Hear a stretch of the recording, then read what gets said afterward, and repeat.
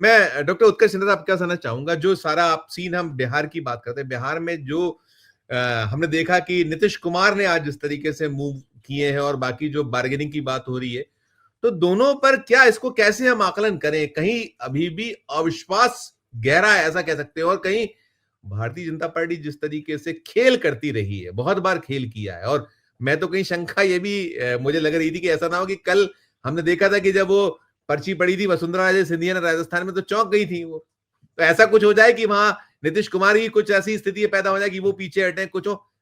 क्या आप इस सब पर आपका अपना क्या आकलन है डॉक्टर उत्कर्ष सिन्हा? लेकिन नीतीश कुमार कितने सीजन्ड पॉलिटिशियन हैं इसके बारे में, और कितने स्ट्रांग पॉलिटिशियन हैं इसके बारे में अब कुछ कहने सुनने की जरूरत तो है नहीं।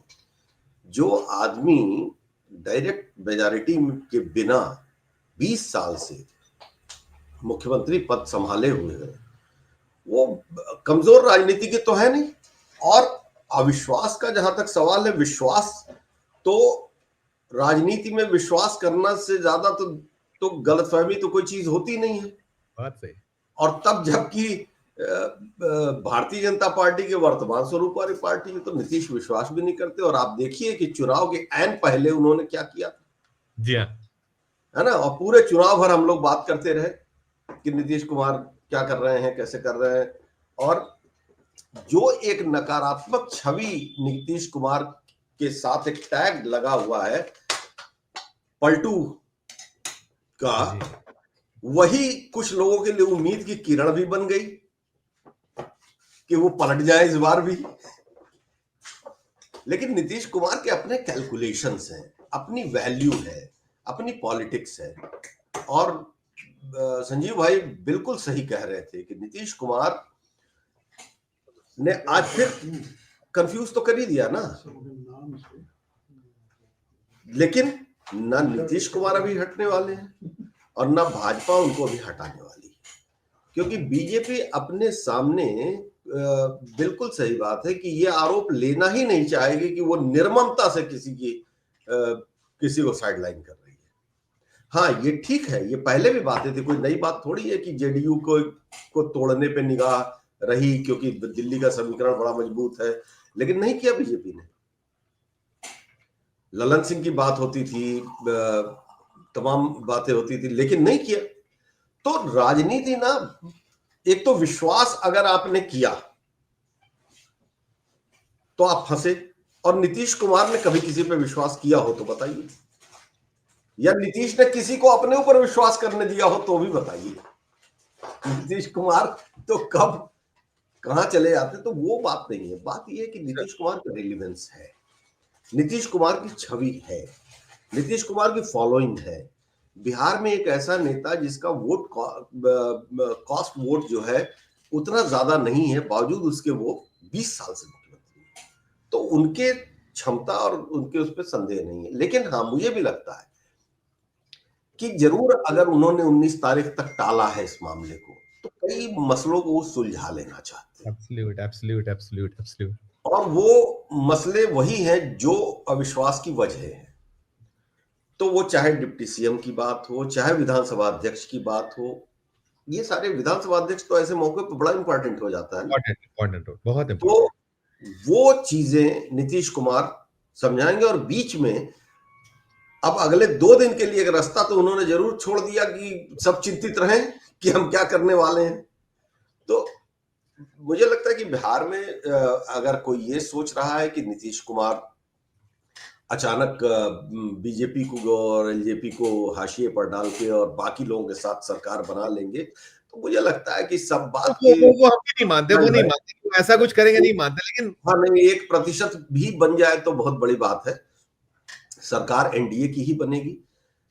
हाँ, ये जरूर है कि इस बार अपनी बार्गेनिंग में नीतीश कुमार कमजोर नहीं है। कमजोर नहीं, ठीक है ना, क्योंकि ठीक है। अभी भी एक संतुलन तो उनके पास है। पिछली बार ये संतुलन नहीं था, शायद कमजोर था, लेकिन इस बार वो संतुलन तो है। और ये भी सच बात है कि भारतीय जनता पार्टी के पास बिहार में कोई ऐसा बड़ा नेता है नहीं, कोई क्रेडेंशियल फेस जिसको कहते हैं, चाहे विजय सिन्हा की बात करें, सम्राट चौधरी की बात करें, ठीक है, क्रेडेंशियल तो नहीं है इनकी, क्रेडिबिलिटी तो नहीं है, एक पर्सनालिटी तो नहीं है। हाँ, ऋतुराज सिन्हा का नाम जरूर गंभीरता से ले लेना चाहिए, क्योंकि वो यहां से नहीं, वो अपने पिता की विरासत की वजह से भी इस जोड़ी के बड़े करीबी हैं। Right sir, right sir, right. और तीसरा ये कि जो आरोप बिहार में लग रहा है कायस्थों को उपेक्षा का, वो भी एक मामला शायद, अगर मैं मुझे बैलेंस करना होगा उसका, बैलेंस करना होगा।